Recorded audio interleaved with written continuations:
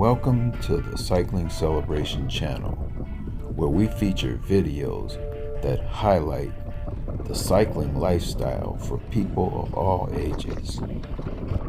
In the first part of this video, as I pull out of the driveway, I'm going to talk about how I rode on two different trikes.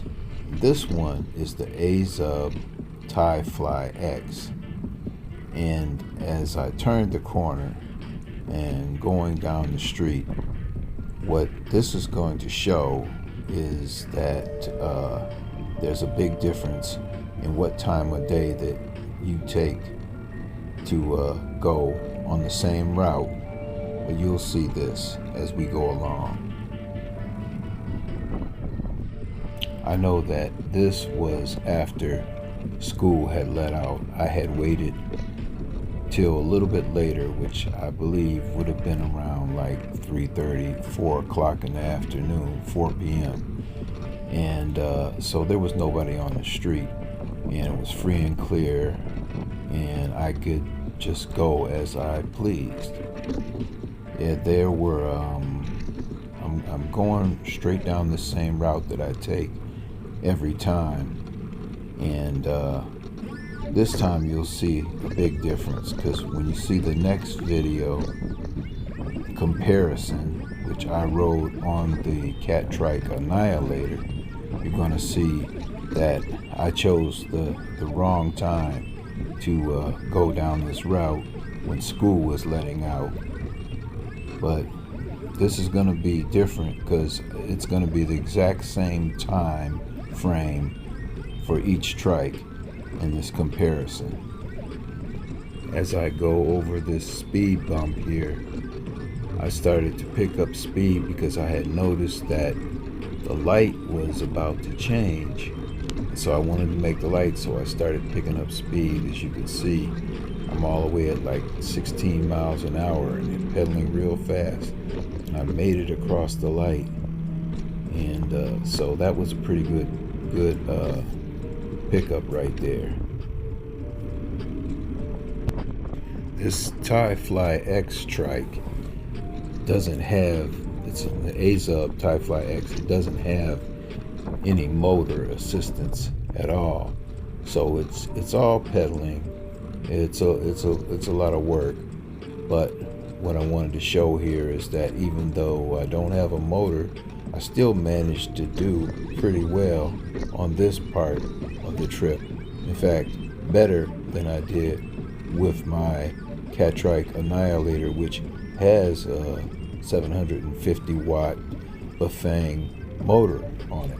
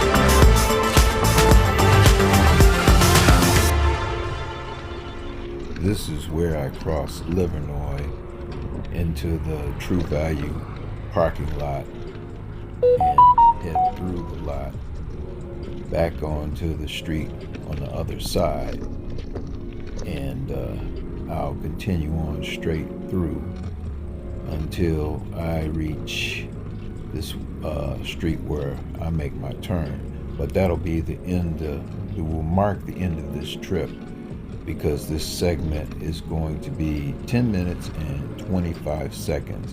It will be the same when I show you the next segment, because we're doing a comparison.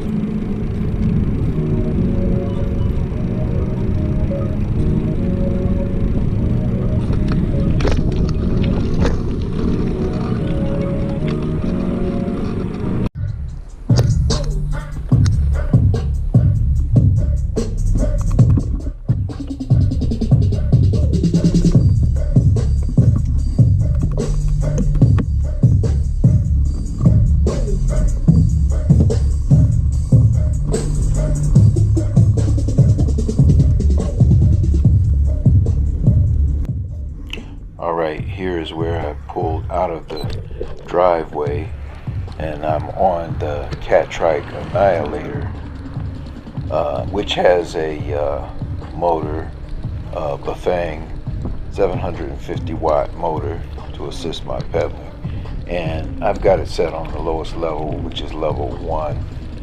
It has 5 levels of assist, and the lowest one is number 1, and that's what I got it set on at this point in my ride.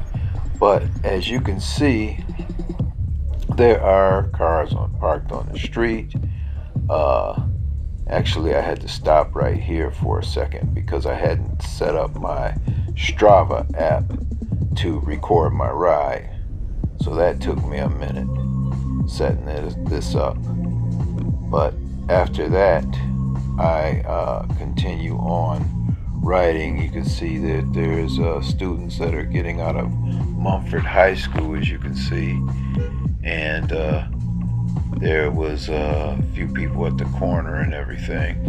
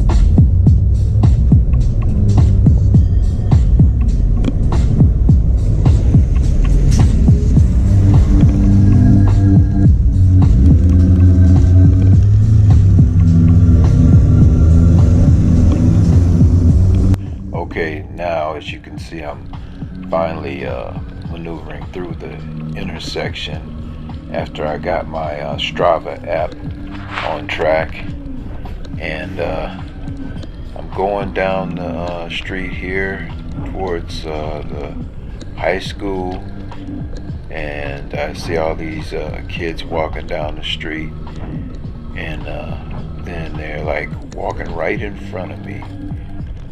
and it's like they don't even see me or nothing like that. I didn't even blow the horn, which I didn't want to be bothered like that, because you never know with these kids nowadays. They might get really upset, might pull a gun out on you or something.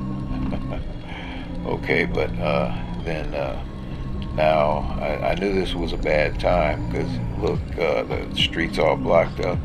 Had to go on the sidewalk just to get around these cars. And then I had to figure out, okay, there's somebody on the sidewalk ahead of me, so now I've got to get out here somewhere. Right, I'm back on the street there, and so I'm doing that. And as you can see, I'm like doing like 6 miles an hour, because I couldn't go much faster than that at this point. And I'm just trying to make my way down to the corner, and there's traffic ahead of me, and I know there's a light at the corner.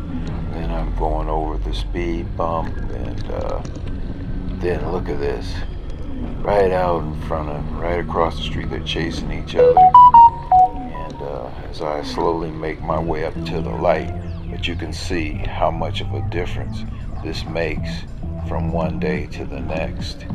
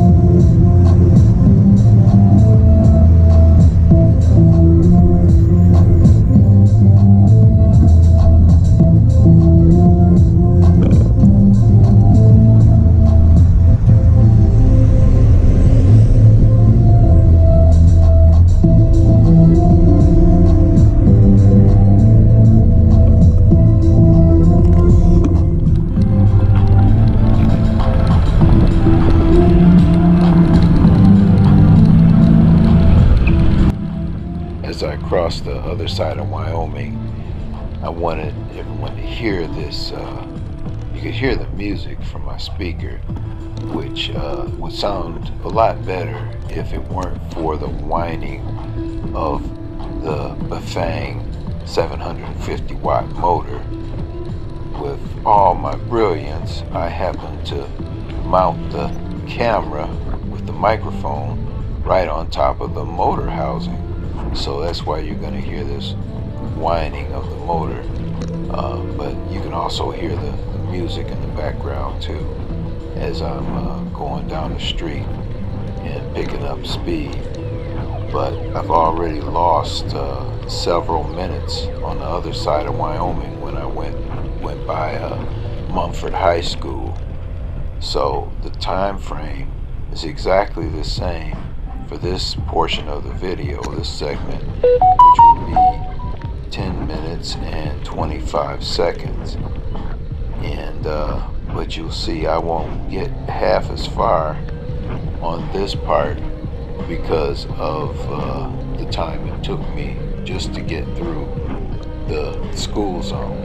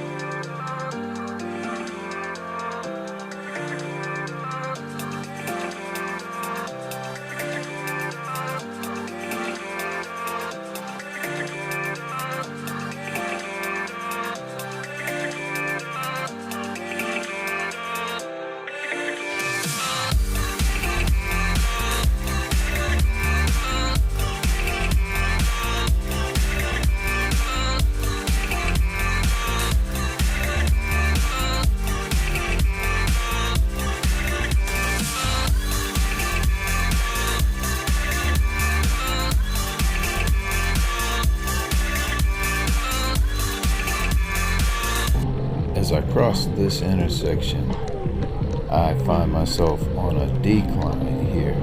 Now this is brilliant. At the bottom of the decline, there is a stop sign, of course, and the other way has no stop sign. But now, I have to stop anyway because there's a person coming, but then they pull up and stop anyway and let me go, which I wish I would have known that to begin with. Then I would have been able to just keep going and stop at the bottom of the decline, but that's how stuff goes. And yeah, then there's a speed bump. Of course, there's lots of speed bumps when you're on this side. It seems like every block or so has a speed bump.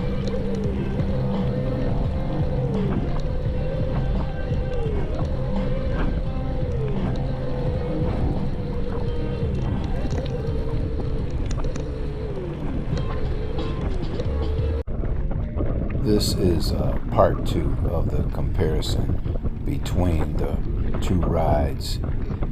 This one, I'm on the A-zub Ti-Fly X trike, and I'm returning home, which the major difference here is that on the Ti-Fly, I would have no motor assistance, and I was pedaling, pretty much all on my own, and parts of it were going uphill or on a bit of an incline, and that, coupled with without the assistance of the motor, would mean that I was much more fatigued on my return and didn't have as much in the tank left to go. So my speed was a little bit reduced, even though I'm still putting in the effort. As you can see here, it's like 9 miles per hour, maybe even 10. And I will, try to do my best at making a good trip, getting a good time in on this trip, because it's really all about the exercise anyway. This whole thing is for the sake of comparison between the two trikes. So on this occasion, I'm back on the A-zub Ti-Fly X, as I stated before earlier, and what I wanted to convey here was the fact that there is a difference in some circumstances, and then in others there may not be much of a difference, because if say I'm not really that tired, fatigued, and I got a lot of energy, and with the gearing that's available on this Ti-Fly X trike, I could manage to pedal up to like 16 miles per hour at times, which is not too bad and not really much different than, say, if I was using a motor. Only difference is it would be easier with using the motor. And also the other trike, as you'll see in the comparison, the difference with that is by me using that motor, I won't be as fatigued on the return trip, and therefore I'm probably able to put more of an effort into it as I head back towards home.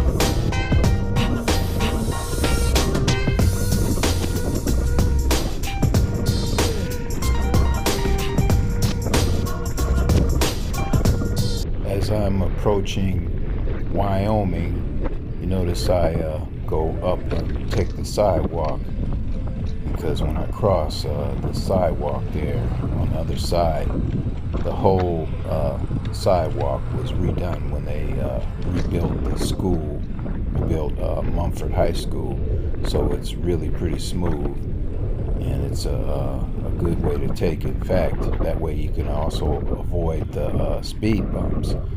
So that's what I'm doing in this instance right here.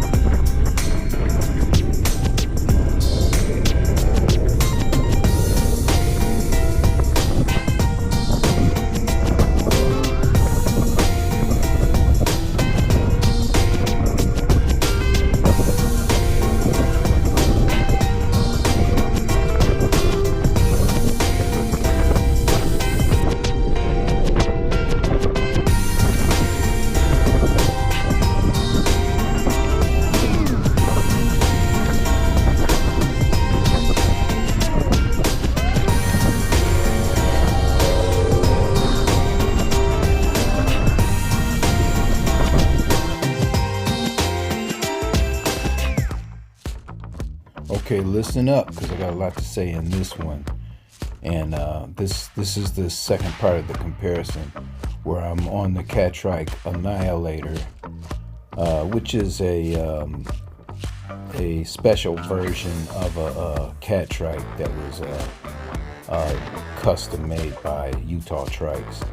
But anyway, what I'm trying to talk about here, though, is this has the Bafang motor, the 750 watt Bafang motor, and you know, I've got it in like a assist level 2 at this point, and I'm on my return trip.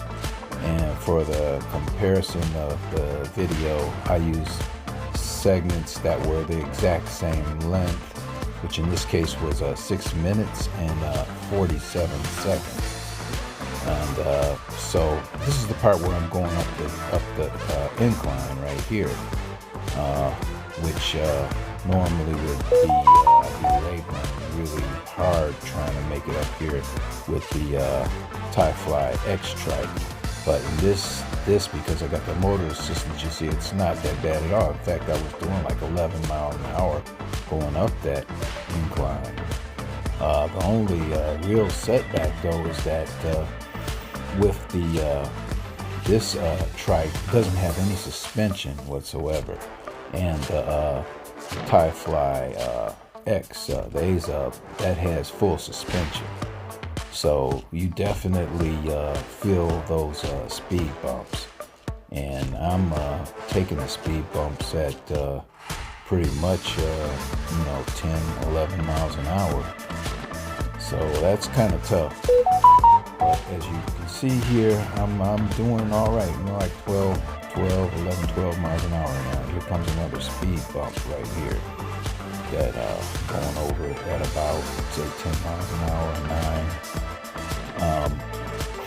Then as I'm going along, I'm headed towards the end of my route here, and I'm glad I'm able to explain these what the visuals are here, because it probably looks like, you know, I'm going through all these stop signs and stuff, but no, I'm definitely being aware of what's going on around me. And as you're going to see coming up, there were a couple of places where you know, there was traffic and stuff, and I would have to come to a stop or whatever. But if I don't, I'm going to try to keep the momentum going, like I'm doing at this point. I haven't gotten all the way towards the end, but I know there was one occasion that I thought was, okay, here it is right here with this person. Now they're actually kind of like stopping, waving me through, but I blew the horn at them to make sure they saw me, and you'll probably hear that. Okay, now there's another part where I do have a stop sign, and somebody just flew through, going by pretty fast. And those are the occasions when I'm approaching the stop sign. I'm always got my hands right next to the hand grips for my brakes, so that I can apply the brakes quickly as possible.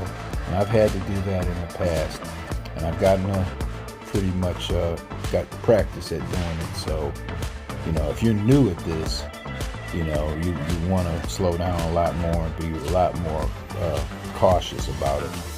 But I've kind of got that knack for knowing when I've got to be ready to apply the brakes, and I'm prepared for it. As you can see, I went just past Wyoming right there, and you could tell that I still got something left here, because I'm picked up speed. Now here's another dangerous situation because of the time of day. You know, when after people have gotten out of school or whatever, and they're in the practice field, there's a vehicle parked here, and I see in my mirror there's another car right next to me, and I have to wait for him to go by. And it looked a lot tighter than it was, but you know, if you have to see it from my perspective, you can actually you know that that wasn't as tight as it looked. But that car, they fly down the street, and they go pretty fast over the speed bumps and sometimes, but you know, I'm thinking they're going even faster over the speed bump than I would go, which, you know, I hit those speed bumps pretty hard going 11 miles an hour that time. But I'm almost near the end of my route, and I pretty much have talked through the whole thing.